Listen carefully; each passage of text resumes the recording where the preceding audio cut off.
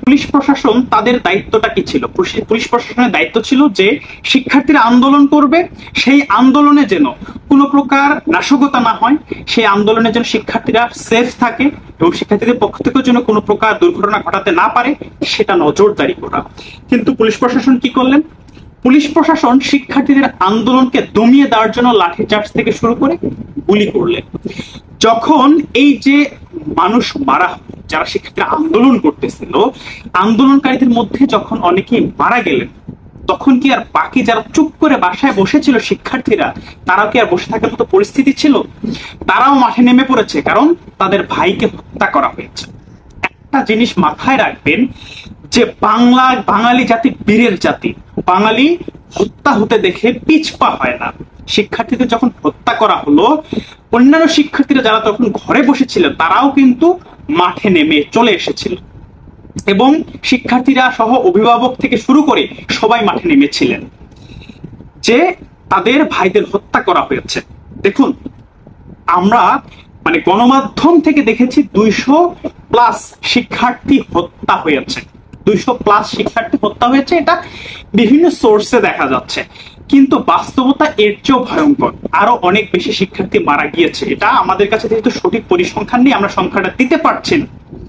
কিন্তু কথা হলো যে এই যে একটা ছোট্ট দাবি কোটা সংস্কার, সেই দাবি আদায় করতে গিয়ে কেন এতগুলো স্টুডেন্টকে মরতে হবে? এই বর্তমান বাংলাদেশ স্বাধীন দেশে কেন এতজন শিক্ষার্থী মারা যেতে হবে? 1952 সালে যখন শিক্ষার্থীরা বাংলা ভাষা মাতৃভাষা করার দাবিতে যখন তারা আন্দোলন করেছিল, তখনও তো এতজন শিক্ষার্থীকে জীবন দিতে হয়নি। পাকিস্তান সরকার সে দাবিটা মেনে নিয়েছিল। তারা তো ছিল পাকিস্তানি স্বৈরাচার শাসক।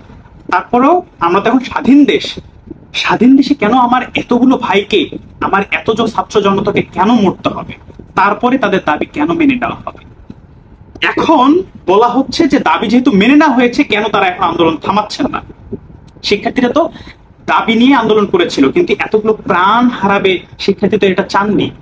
আজকে এতজন শিক্ষার্থীর প্রাণ নেওয়ার পরে তাদের দাবি মেনে নিচ্ছেন, মেনে নেওয়া হলো। এখন কি শিক্ষার্থীরা সেই এক দফা দাবিতেই সন্তুষ্ট থাকবে? এই যে শিক্ষার্থীরা যদি এখন এক দফা দাবি যেটা তাদের ছিল কোটা সংস্কার, সেটা হওয়ার পরে এখন যদি তারা আন্দোলন থামিয়ে দেয়, এখন কি হবে? শিক্ষার্থীদের এখন যে 9 দফা আন্দোলন দাবি করছে, সেই 9 দফা দাবি যদি মেনে নেয় সরকার, তাহলে শিক্ষার্থীরা তাদের স্বাভাবিক জীবনে ফিরে যেতে পারবে। নতুবা এই 9 দফা না মানলে তারা তাদের স্বাভাবিক জীবনে ফিরে যেতে পারবে না। কেন পারবে না? নাম্বার 1, দেখুন, যে সকল শিক্ষার্থীরা আন্দোলন করেছে তাদের উপরে অলরেডি হয়রানি শুরু হয়ে গেছে।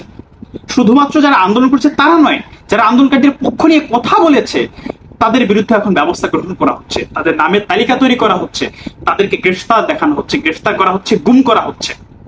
এখন দেখুন, শিক্ষার্থীরা এই কোটা সংস্কারের যে তাদের দাবি মেনে নেওয়া হয়েছে, এটা নিয়ে তারা যদি এখন ঘরে ফিরে যায়, যারা এই যে আন্দোলনটা করেছিল তাদেরকে এখন খুঁজে খুঁজে বের করে অ্যারেস্ট করা হচ্ছে এবং অ্যারেস্ট করা হবে। এবং যাদেরকে প্রতিপক্ষ করা হয়েছিল, দেখুন, শিক্ষার্থীদেরকে কিন্তু একটি ছাত্র সংগঠনের প্রতিপক্ষ হিসেবে দাঁড় করানো হয়েছিল। হ্যাঁ, শিক্ষার্থীরা কিন্তু সেটার প্রতিবাদও করেছে।